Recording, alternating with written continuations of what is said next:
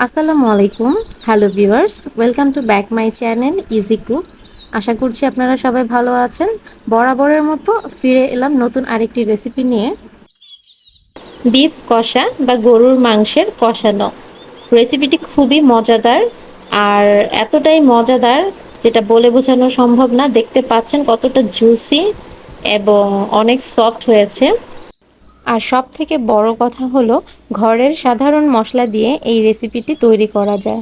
কোনো ধরনের স্পেশাল মশলা ব্যবহার করতে হয় না। আর এটার স্বাদটা বিয়ে বাড়ির মাংসর থেকে খুবই টেস্টি আর দেখতেও অসাধারণ। অতিথি আপ্যায়নে আমি মনে করি এই রেসিপিটা হচ্ছে বেস্ট।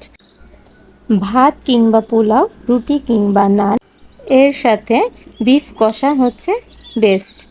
আর আমি চেষ্টা করেছি খুব সহজে রেসিপিটি তৈরি করার। আশা করছি আপনাদের সবার রেসিপিটি ভালো লাগবে। তো কথা না বাড়িয়ে চলে যাব আমি আমার রেসিপির মূল প্রণালীতে। তো প্রথমেই আমি এখানে গরুর মাংস নিয়ে নিয়েছি। এখানে আমি 2 কেজি গরুর মাংস নিয়ে নিয়েছি। আর মাংসের সাইজগুলো একটু বড় বড় করে নিয়েছি। আমি হাড় এবং চর্বি সহ মাংসগুলো নিয়ে নিয়েছি। তো এখন আমি চলে যাব একটি মশলা তৈরি করার জন্য। প্রথমে আমি একটি বাটিতে নিয়ে নিচ্ছি 1/2 কাপ পরিমাণে টক দই। টক দই যদি অ্যাভেলেবেল না থাকে সেক্ষেত্রে আপনারা হালকা কুসুম গরম লিকুইড দুধে 1.5 চা চামচ ভিনেগার মিশালেই হয়ে যাবে। আর এখন দিয়ে দিচ্ছি 1 টেবিল চামচের মতো কাঠবাদাম এবং চীনাবাদাম বাটা। আর সেই সাথে দিয়ে দিচ্ছি 2 টেবিল চামচ পরিমাণের টমেটো সস।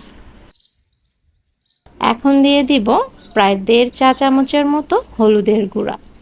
আর এখন দিব 2 চা চামচ লাল মরিচের গুঁড়া। আর ঝালটা আপনারা আপনাদের স্বাদ অনুযায়ী নিতে পারেন। এখন দিয়ে দিচ্ছি 1.5 চা চামচ পরিমাণের জিরার গুঁড়া। সেই সাথে দিয়ে দিব 1 চা চামচ পরিমাণের ধনিয়ার গুঁড়া। এখন আমি 2.5 টেবিল চামচের আদা বাটা দিয়ে দিব। আর এর সাথে দিয়ে দিব 2.5 টেবিল চামচের রসুন বাটা। এখন আমি দিয়ে দিচ্ছি 1 চা চামচ চিলি ফ্লেক্স। চিলি ফ্লেক্সটা হচ্ছে আপনারা শুকনা মরিচটা হালকা তেলে ব্লেন্ড করে নিয়ে নিলে চিলি ফ্লেক্স হয়ে যাবে। আর এটার স্বাদটা খুবই অসাধারণ। আর দিয়ে দিচ্ছি স্বাদ মতো লবণ। এখন দিয়ে দিব প্রায় 1/4 কাপ সরিষার তেল।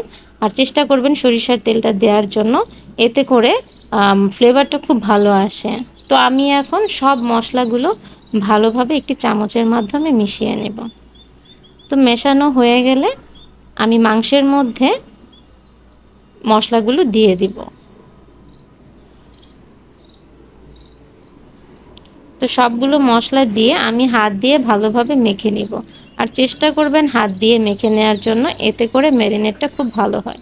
তো এখন চলে যাব পরবর্তী স্টেপে। একটি হাঁড়িতে দিয়ে দিব 1/2 কাপ পরিমাণের সয়াবিন তেল। তেলটা গরম হলে আমি এখানে দিয়ে দিয়েছি গরম মশলা। আমি এখানে 6 থেকে 7টি এলাচ, 3টি দারচিনি, 6 থেকে 7টি লবঙ্গ এবং 2টি তেজপাতা দিয়ে দিয়েছি।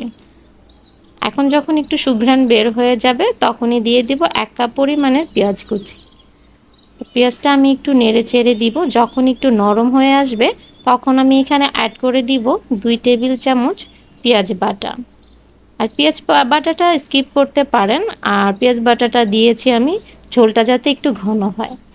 তো যখন একটু হালকা ব্রাউন কালার চলে আসবে তখন আমি সেই ম্যারিনেট করা মাংসটি দিয়ে দিব। আর এখানে আমি বলে রাখি, মাংসটা আমি ম্যারিনেট করার পর আমি প্রায় 30 মিনিটের মতো রেখে দিয়েছিলাম। তো পেঁয়াজের মধ্যে মাংসগুলো দিয়ে খুব ভালোভাবে মিশিয়ে নিব। তো মেশানো শেষ হয়ে গেলে আমি ঢাকনা দিয়ে ঢেকে প্রায় 8 মিনিটের মতো একদম হাই ফ্লেমে রান্না করব। তো ফিরে এলাম 8 মিনিট পর। 8 মিনিট পর দেখতে পাচ্ছেন মাংস থেকে এক্সট্রা পানি বের হয়ে এসেছে।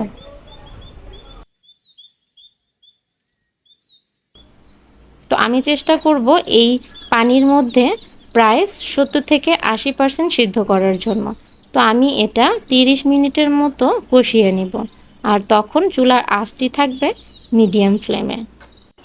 আর এই 30 মিনিটের মধ্যে আমি বেশ কিছুবার নেড়ে চেড়ে দিয়েছি যাতে করে মাংস হাঁড়ির তলানিতে লেগে না যায়।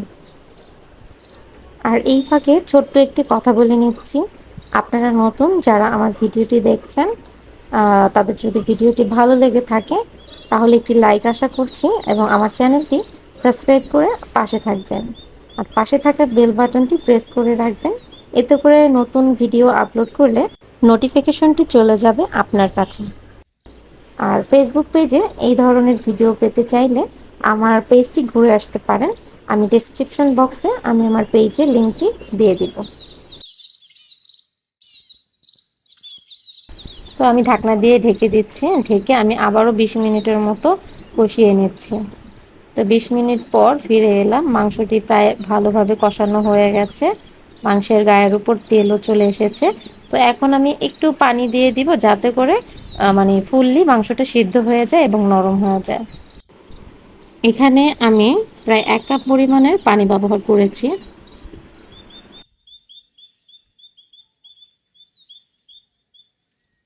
আর চেষ্টা করবেন এখানে অল্প পানি ব্যবহার করার জন্য, তাতে করে বিফ কষা যেটা সেটার রিয়েল স্বাদটা পাওয়া যাবে। তো আমি এভাবে মাংসটি ঢাকনা দিয়ে ঢেকে দিব যতক্ষণ না পর্যন্ত একদম পুরোপুরি সিদ্ধ হয়ে আসে। তো মাংসটি পুরোপুরি সিদ্ধ হয়ে এসেছে এবং মানে সফটনেস একটা ভাব চলে এসেছে। আর আমার এই রান্নাটা শেষ করতে পুরোপুরি সময় লেগেছে প্রায় 2 ঘন্টারও বেশি। তো রান্না শেষের দিকে এখন আমি এখানে অ্যাড করে দিব 5 থেকে 6টি কাঁচামরিচ।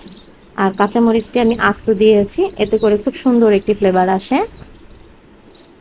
আর এখানে আমি অ্যাড করে দিব 1/2 চা চামচের মতো গরম মশলার গুঁড়া।